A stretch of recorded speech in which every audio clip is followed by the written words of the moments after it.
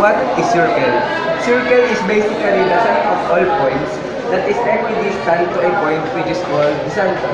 And all the points can be denoted as P or point. And the center can be denoted as C. And what are the parts of the circle? First, the point to the center is called the radius, or can be denoted as R. So, for the derivation of the standard equation of a circle, first, we need to use the Pythagorean theorem to derive it.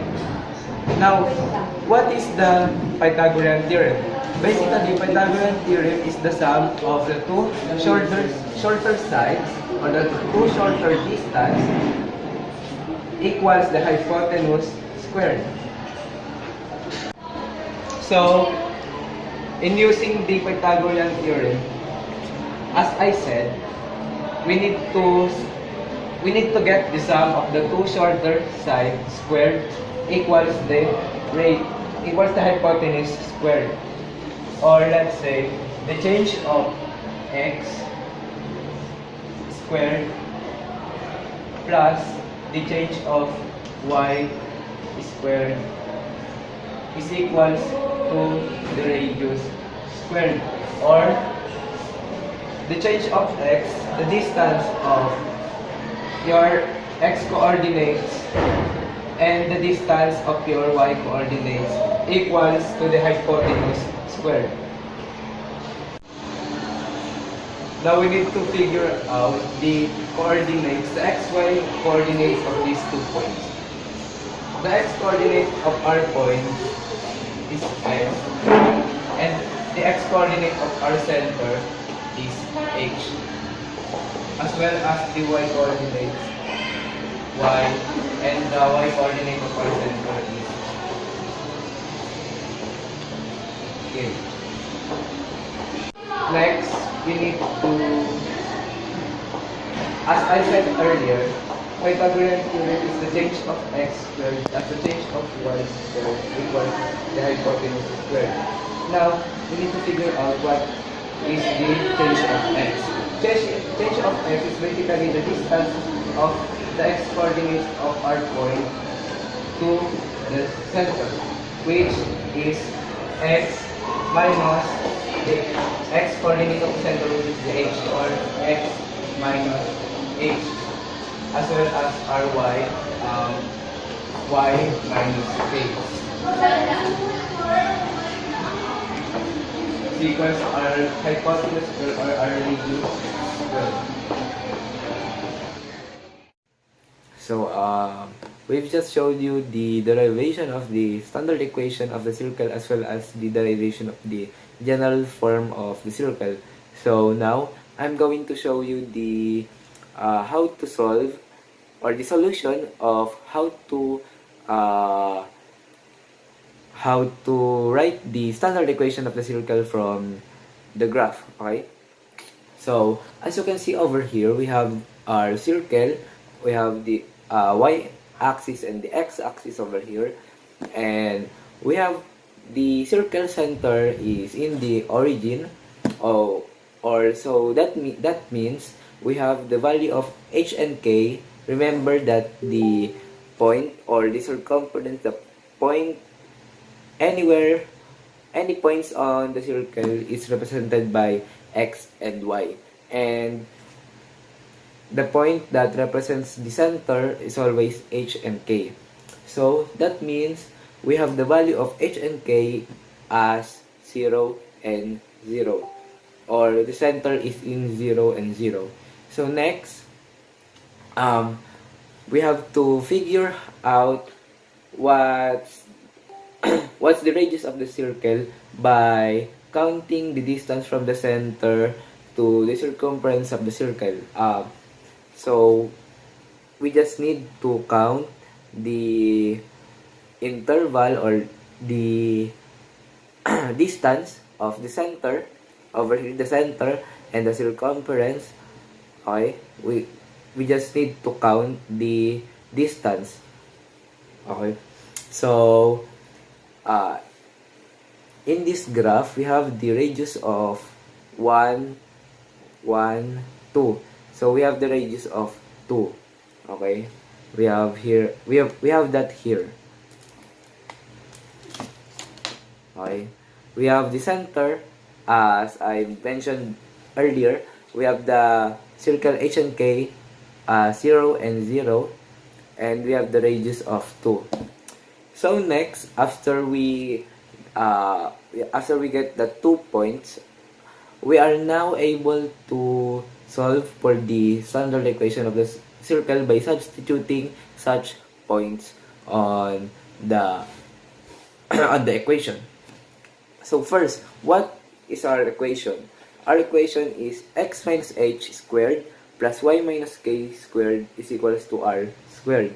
So that means that over here, by substituting such points, okay, we have that here. So x minus h, okay, x minus h or x minus 0, we have the value of RH as 0. So x minus 0 squared plus y minus k or y minus 0 is equals to the radius squared, or the r radius is equals to 2, so 2 squared. So that means this will be cancelled out, and this 1, 2. So x squared plus y squared is equals to 4. Okay, this is number 4. Okay, 2 squared is 4. So x squared plus y squared is equals to 4 is the general equation of this circle. So I have here another example, but you may have observed that our center is not in the origin but somewhere else on the graph. So so now I'm going to show you how to get the point of the graph, but the center is not in the origin, or the center is somewhere else on the graph. So just like what we did in the last video, we need first to figure out the center of the circle. So here, this is our y-axis and this is our x-axis. So we have an interval of 1, 1, 2, 3, 4, and 1, 2, 3. So this is just really the derivation of the standard equation. We have the center, but we have some shifting happening here. So we just need to shift the center, the the equation of the circle. So we have here the center shifted 2 points on the graph, and on the x-axis, 2 points on the x-axis and 1 on the y-axis. So that means that our center is on positive 2, or h is positive 2, 1 and 2, okay, 0, 1, 2, and our y is 1, 1. Remember that this is negative and this is the negative sides of the graph, okay? And this is the positive side. So remember, so 1 and 2. So if you remember the standard equation of the circle, we have that x minus h. So that means that when we have if we have positive value of h here in our equation, our h will be negative. So that means that our h here is positive 2. So our h will now be negative 2, okay? So x minus h, or x minus positive 2, or x minus 2 if we simplify that. So x minus 2 squared plus y. We have shifted 1 over here. So that means y minus positive 1, or y minus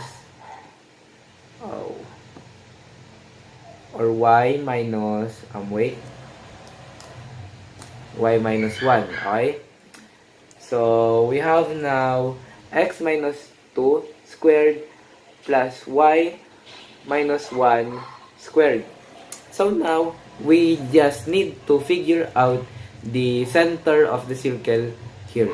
So as you can see, my center is in 2, and you may recognize that, or you may observe that our radius, or the distance of the circumference to the center is 2, okay? 1, okay, 0, 1, 2. So the distance of our circumference, or the distance of the point to the center is 2, okay? And remember that r squared, so if we get the radius, we need to square that radius for the solution of our standard equation. So 2 squared is equals to 4, okay? So it's just that easy to find the standard equation of the circle from the graph. After we derive the standard equation, now let's move on to the general equation of a circle. So this is our standard equation, which is the quantity of x minus h squared plus the quantity of y minus k squared is equal to r squared. We will expand the two squares that will result in x squared minus 2h x plus h squared and y squared minus 2ky plus k squared is equal to r squared. That r squared, r squared transpose to one side so that our equation will be equal to 0. Next step, babasahin ko lang to. Next step, let negative 2h is equal to d and negative 2k is equal to k, and h squared plus k squared minus r squared is equal to f. Tapos ito na yung final. Ano sasabihin doon? There you go. So that our general equation is x squared plus y squared plus dx plus ey plus f is equal to. So now let's move on to on how to find the general form of the standard equation of the circle. So here we have the standard equation of a circle of x plus 6 squared plus y minus 2 squared equals to 9. So first, we need to expand these two these two terms over here. So we need to expand this and this one. So x plus 6 squared, the expanded form of it is x squared plus 12x plus 36. So we just need to use the FOIL method. Okay? We just need to use the FOIL method over here. So x multiplied by itself, x squared, x plus x times 6 times 2.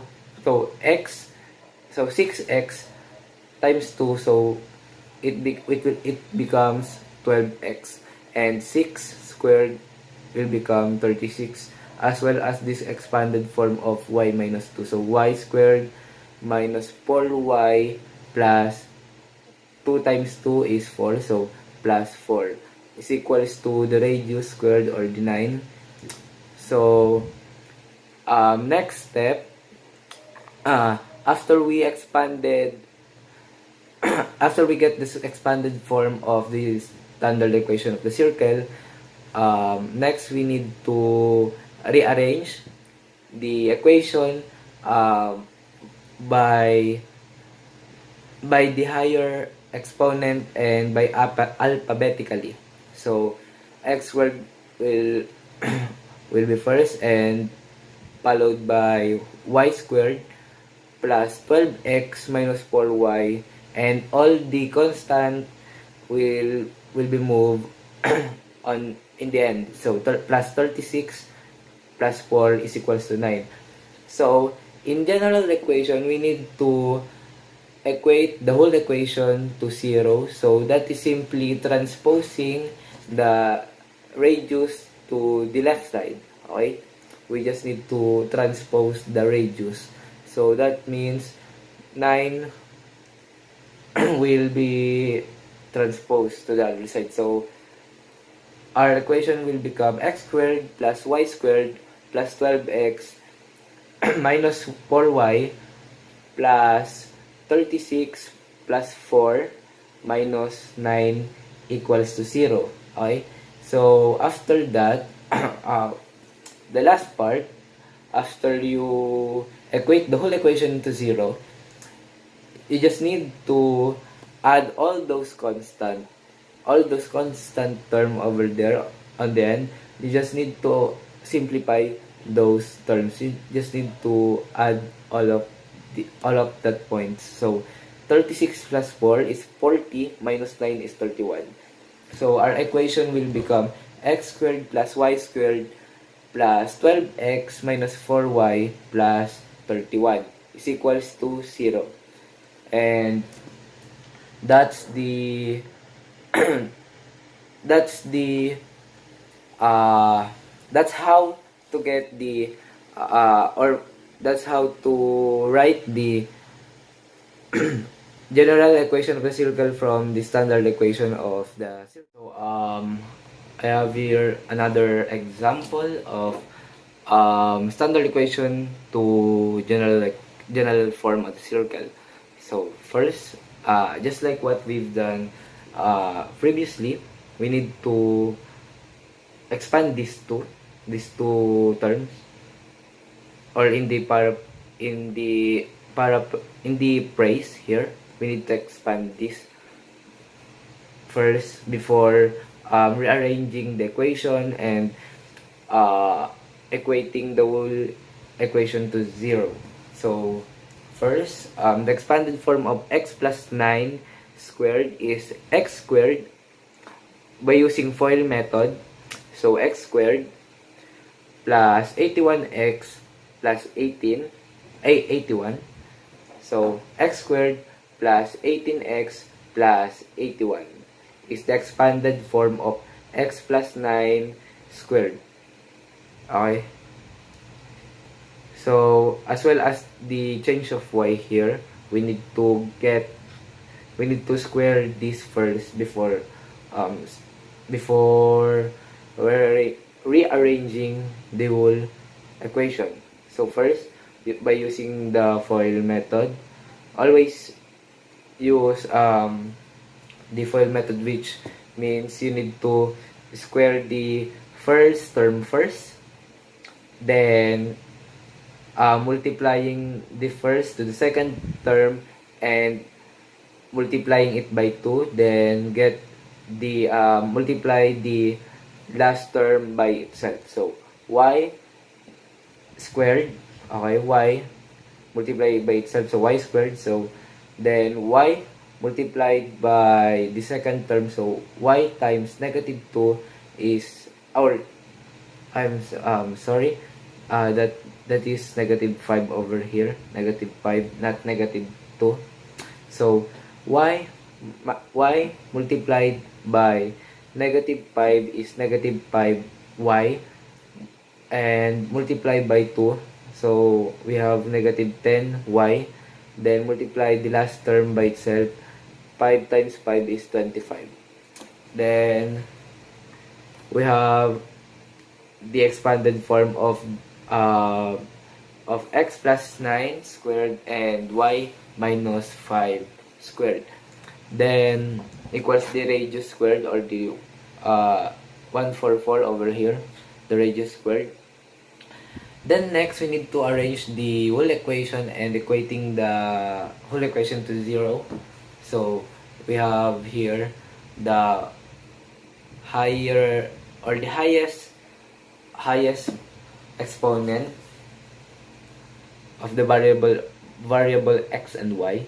So x squared plus y squared plus 18, okay, plus 18x minus 10y.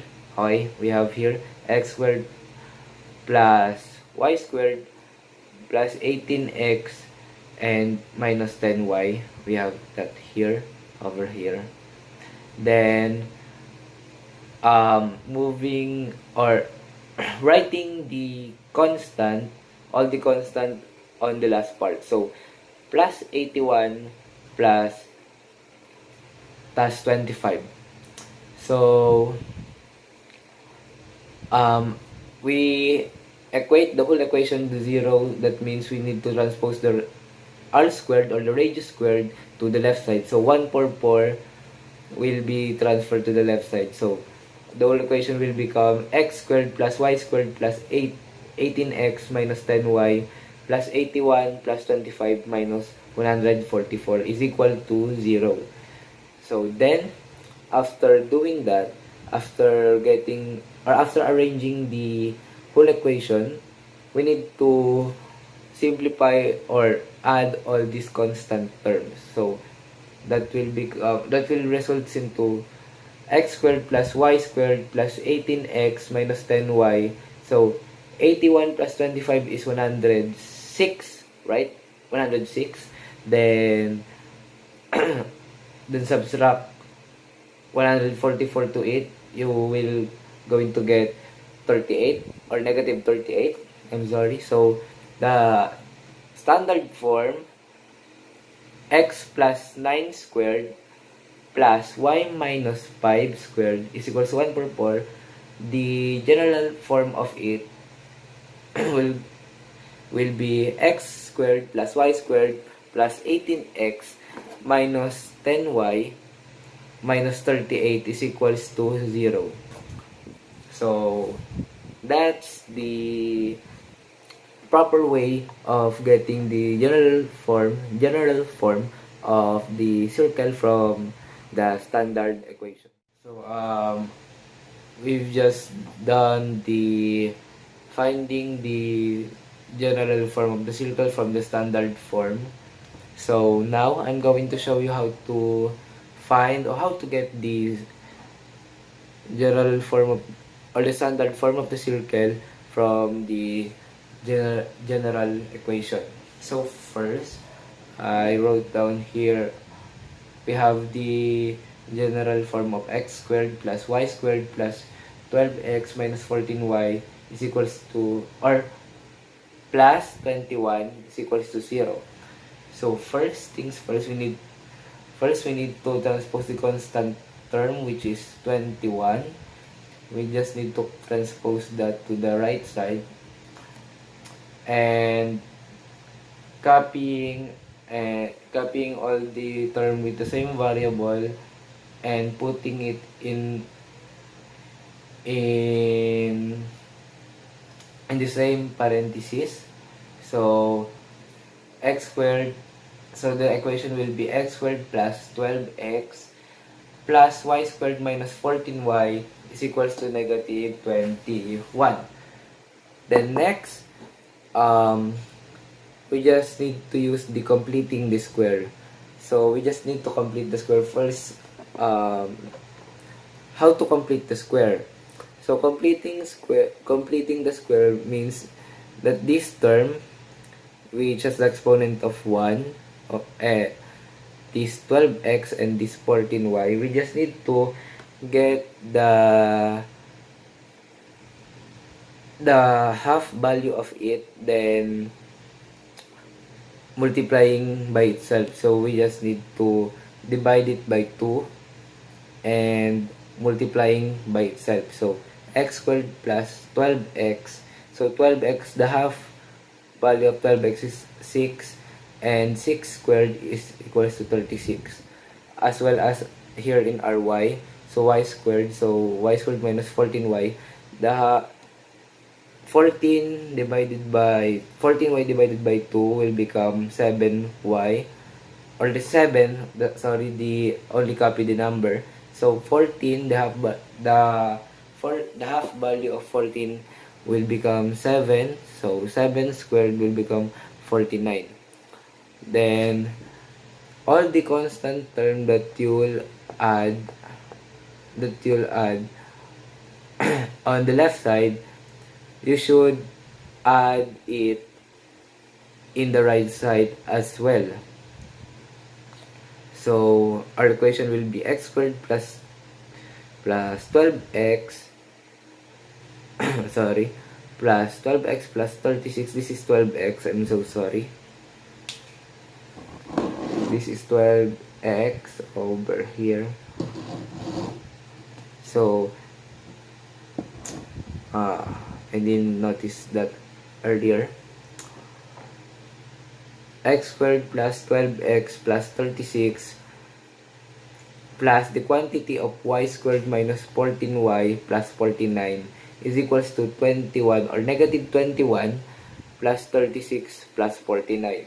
So after that, we just need to find the factor of these two terms over here and simplify the constant on the right side. So x squared plus 12x plus 36 will become x plus 6 squared, and the quantity of y squared minus 14y plus 49 will, the factor of this will be, is, the factor of this whole term will be, is y minus 7 squared.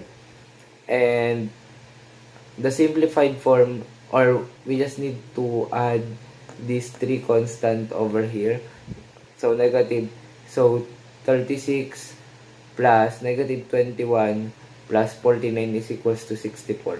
So that is just the reverse process of finding the general form of the circle.